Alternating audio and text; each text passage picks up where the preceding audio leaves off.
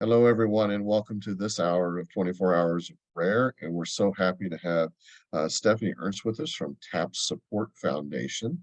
And we're going to see a short video here, and then we're going to come back and spend some time with Stephanie and talking about what TAPPS is doing and the exciting work that they did in 2022 and what's ahead in 2023. So Stephanie, welcome. And thank you. It's great.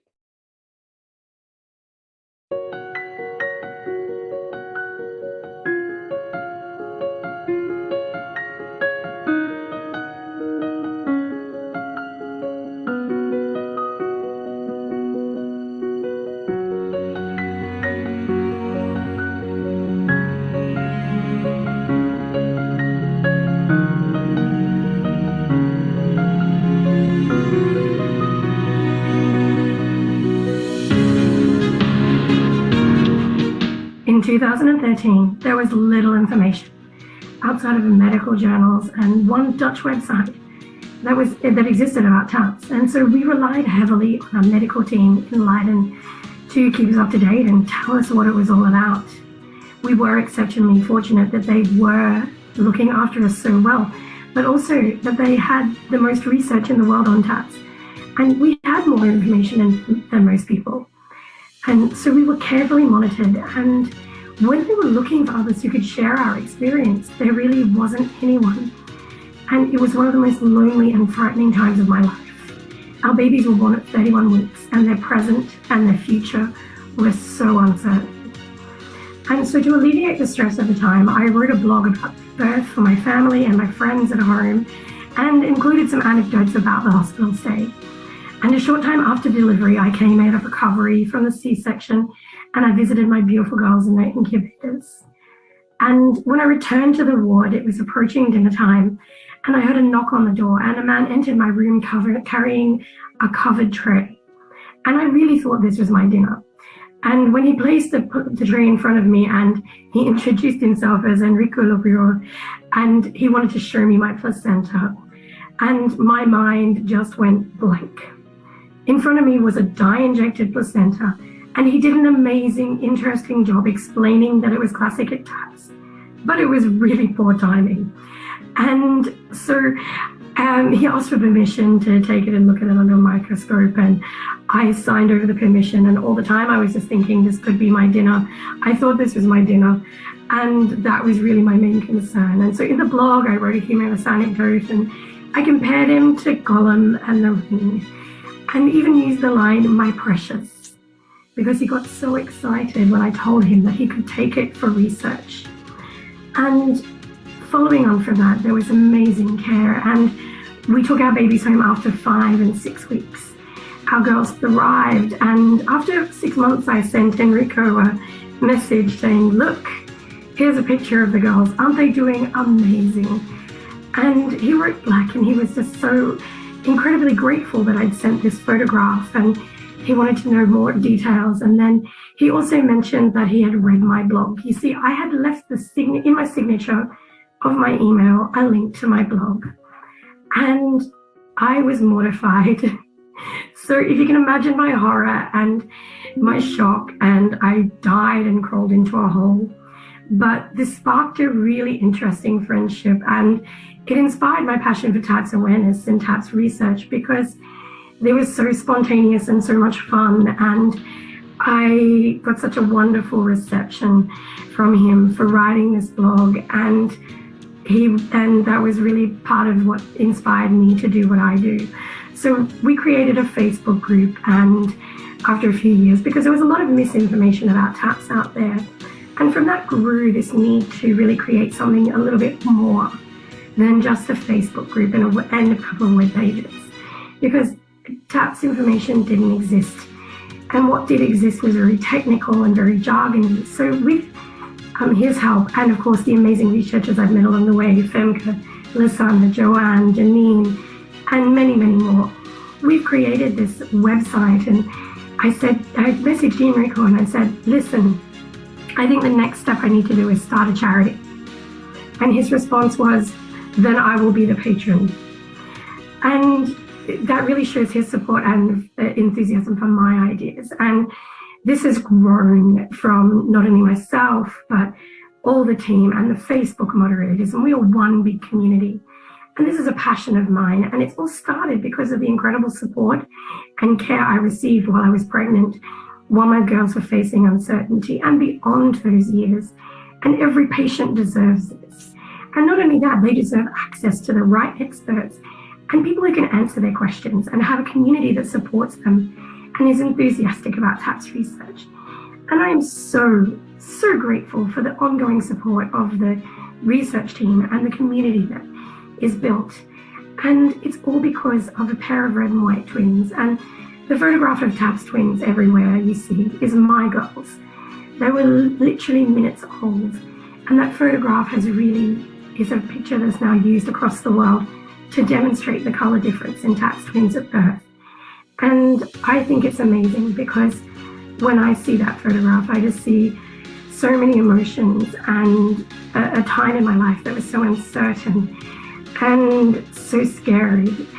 And what it represents now is a picture of hope and sharing a rare disease awareness, because not everyone thinks about the problems that face twins as being a rare disease. But these rare diseases that do affect twins need more awareness. And I'm so proud that my girls can be that face of TAPPS. And I'm so proud that their story has inspired so much of what we do as a community.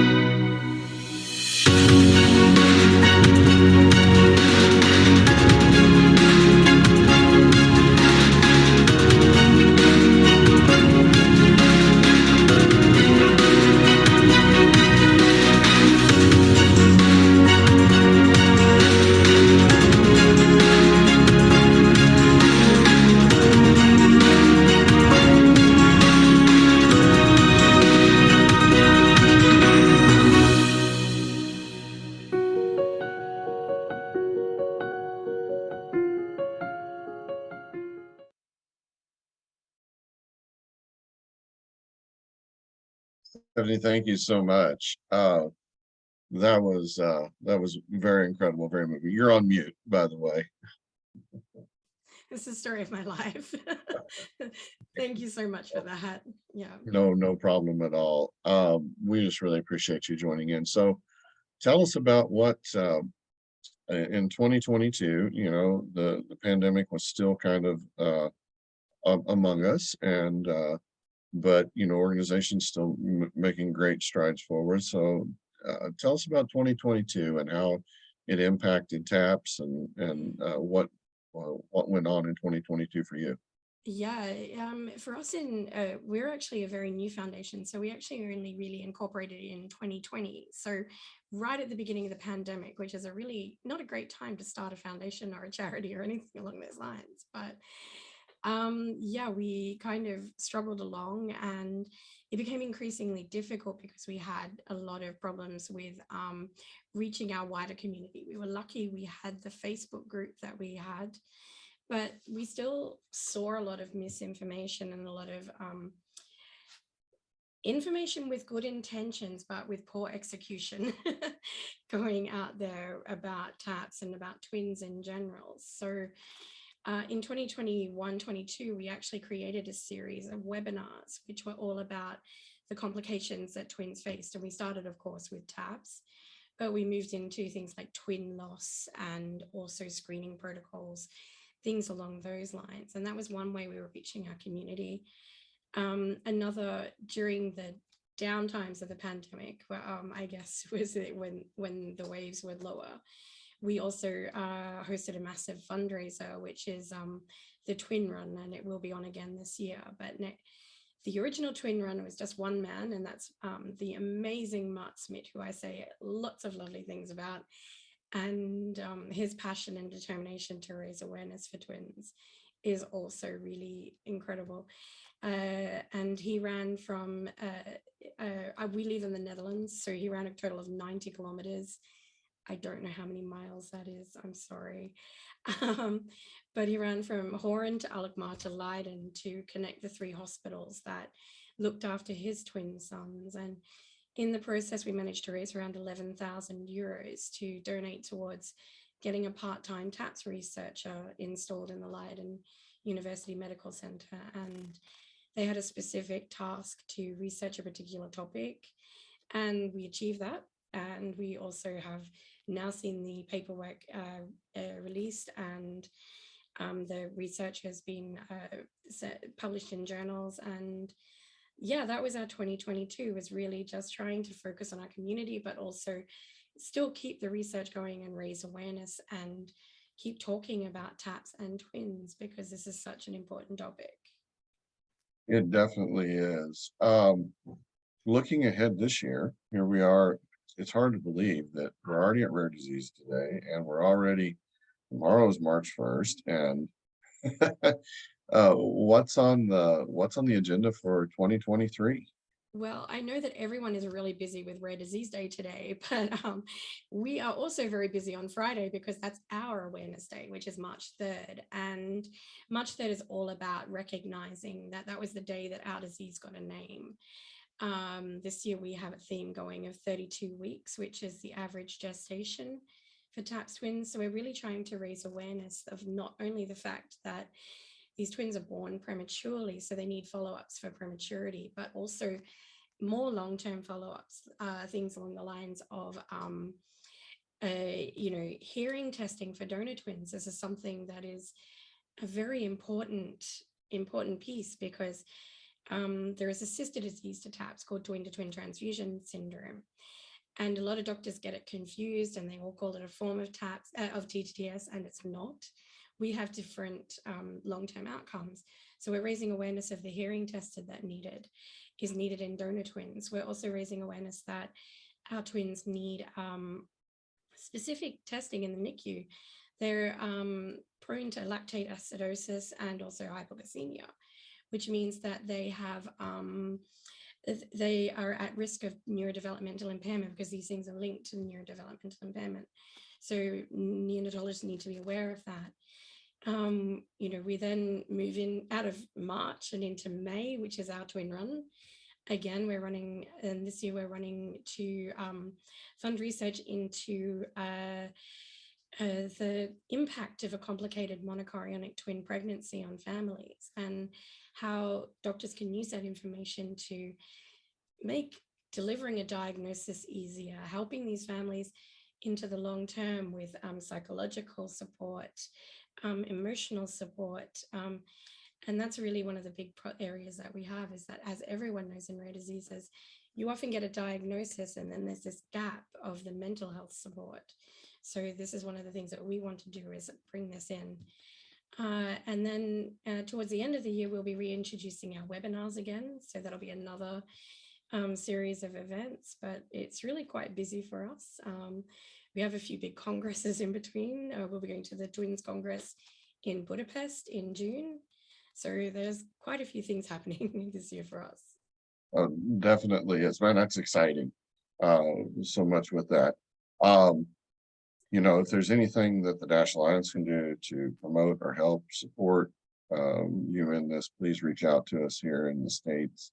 And Eden and I are always anxious to team, because I was very moved by your story in the hospital, and I think that all of us in the rare disease can share some kind of story about those emotional things, and the timing sometimes that has happened with when your child does have this diagnosis going on, it Mm.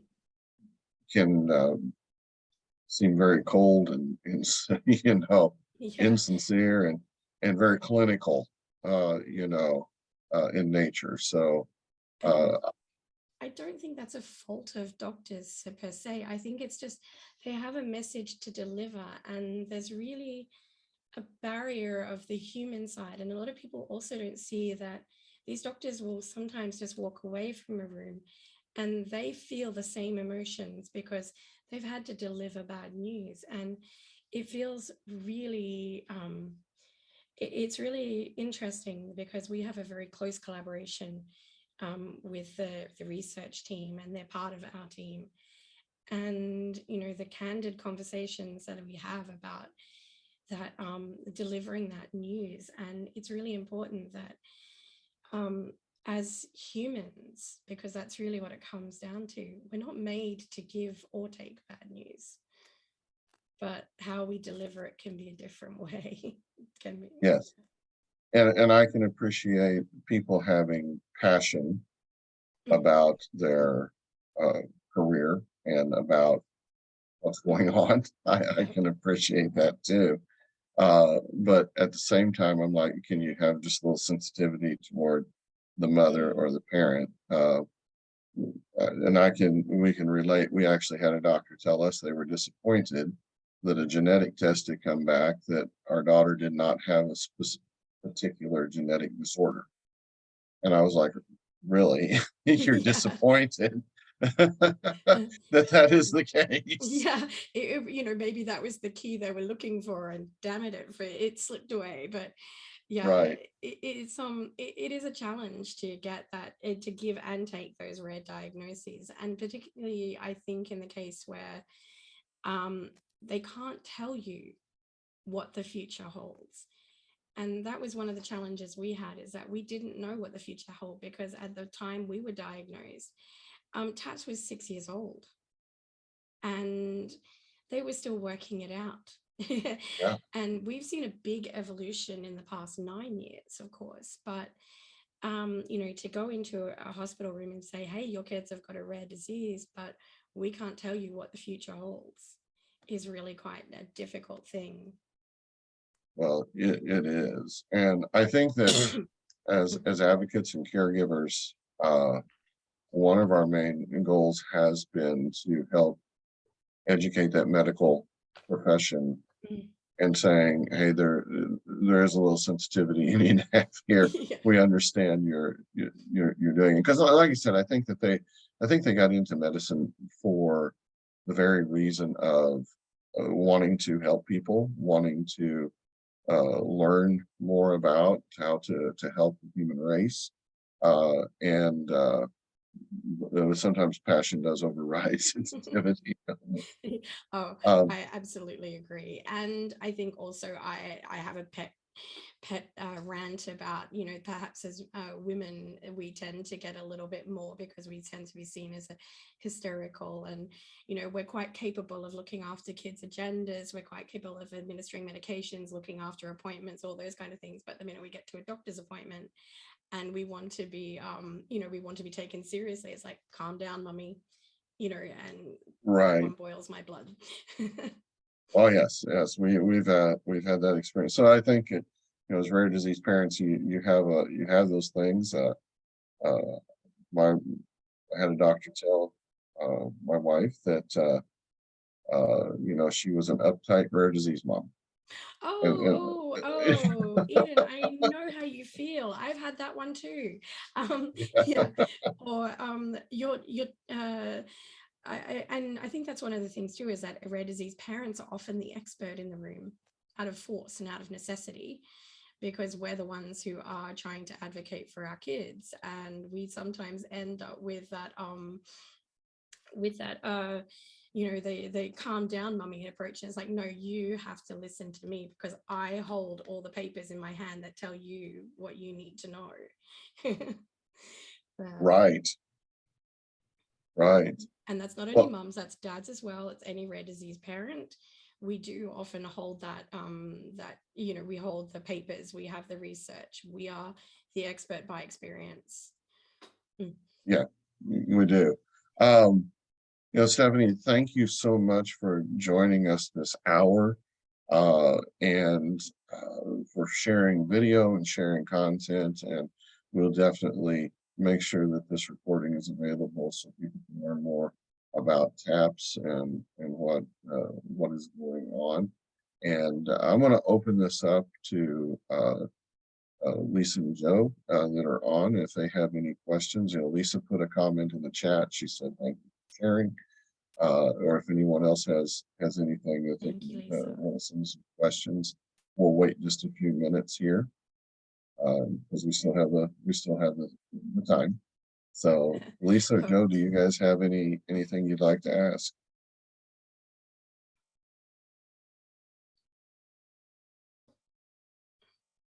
All right, there's Lisa. I was just going to say, I don't have any questions, but I want to say thank you. I am a rare disease patient myself, and so many of the things that you say go cross diagnoses, and it's, empowering, and I can't think of the word. It makes me feel like I'm not alone. So thank you very much. You're definitely not, Lisa. And I'm really glad that what I say is felt by other people, because sometimes it can be such a lonely time, especially when you're advocating for yourself, for your children. It really can be quite a lonely experience. Yeah. Well, Stephanie, I guess, one of the things that we asked is that how did this diagnosis change you as a parent and change you as a person? I think that all of us have kind of, we make comments that we are not who we were X number of years ago. Definitely not. And I think as a parent, I can't say how it changed me as a parent, because I've had this diagnosis since I was 24 weeks pregnant. So my whole parenting experience is built around this disease, which is a very, very scary thought when you think about it. I've never had a chance to be a normal parent. What it has taught me is that I can't control everything. And if I can tell you my background, I worked in banking and finance, and I was an underwriter for insurance.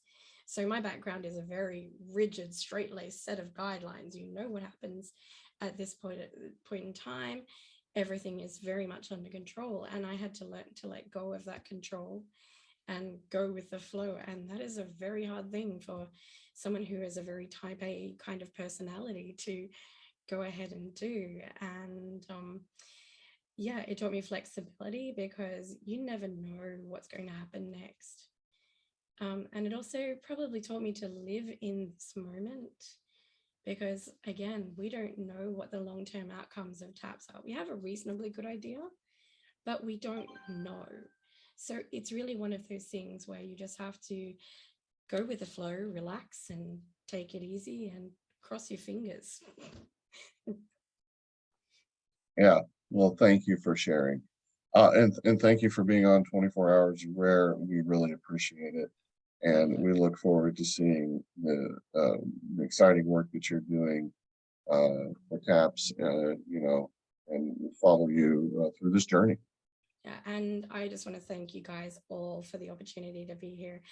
It was a little bit chaotic because of, obviously, with Rare Disease Day and our Awareness Day 5 days later, 3 days later, it's quite busy, but I'm so grateful for the opportunity to come here and just share my story. And hopefully, yeah, I'll stick around and hopefully hear some more stories and in the background, and hopefully, yeah, it'll be great.